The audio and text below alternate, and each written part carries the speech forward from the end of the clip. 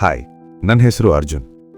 ಕೆಲವೊಮ್ಮೆ ಪ್ರೀತಿ ಅನ್ನೋದು ಹೃದಯದಿಂದ ಶುರುವಾಗಿ ಮೌನದಲ್ಲೇ ಮುಗಿದು ಹೋಗುತ್ತೆ. ನನ್ನ ಕಥೆಯೂ ಹಾಗೆ.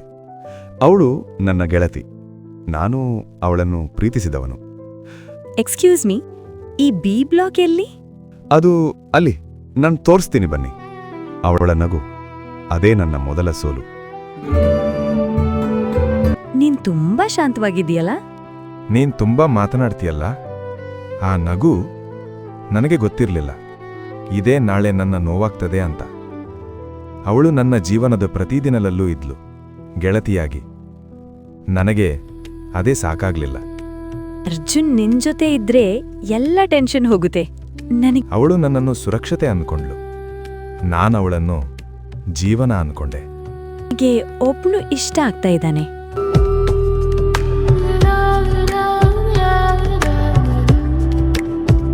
ಆ ಕ್ಷಣ ನಾನು ನಗ್ತಿದ್ದೆ, ಆದ್ರೆ ನನ್ನ ಹೃದಯ ಮೊದಲ ಬಾರಿ ಹತ್ಕೊಂಡಿತ್ತು.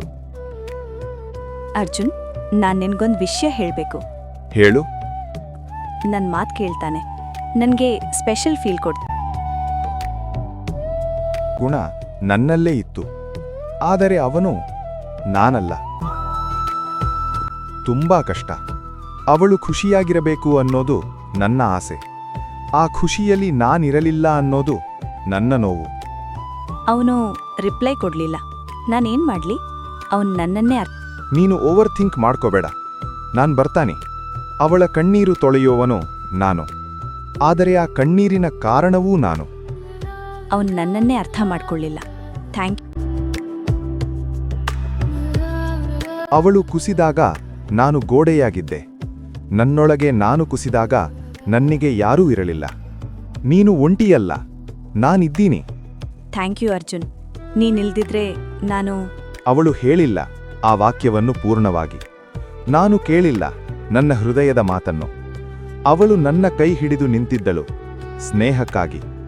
ನಾನು ಆ ಕ್ಷಣ ನನ್ನ ಜೀವನವನ್ನೇ ಅವಳ ಕೈಯಲ್ಲಿಟ್ಟಿದ್ದೆ, ಆದರೆ ಅವಳು ಅದನ್ನು ಅರಿಯಲೇ ಇಲ್ಲ. ಅರ್ಜುನ್, ನನಗೆ ಜಾಬ್ ಆಫರ್ ಬಂದಿದೆ. Wow, congrats.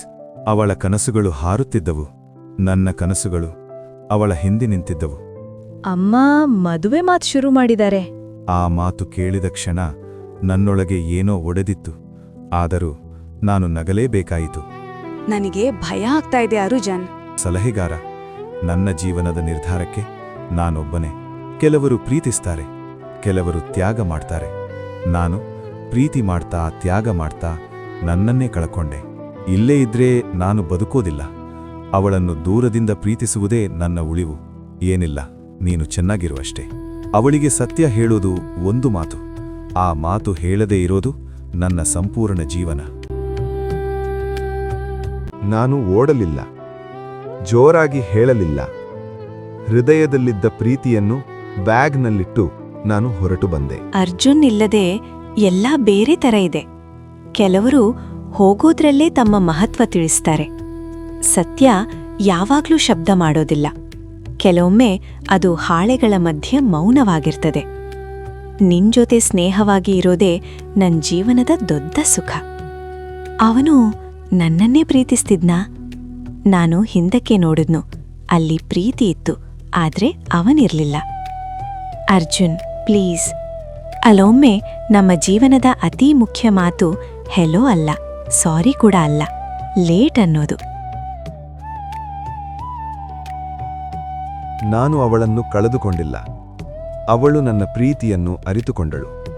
ಅದು ಸಾಕು. ನನ್ನ ಪ್ರೀತಿಗೆ ಅದೇ ಅಂತ್ಯ.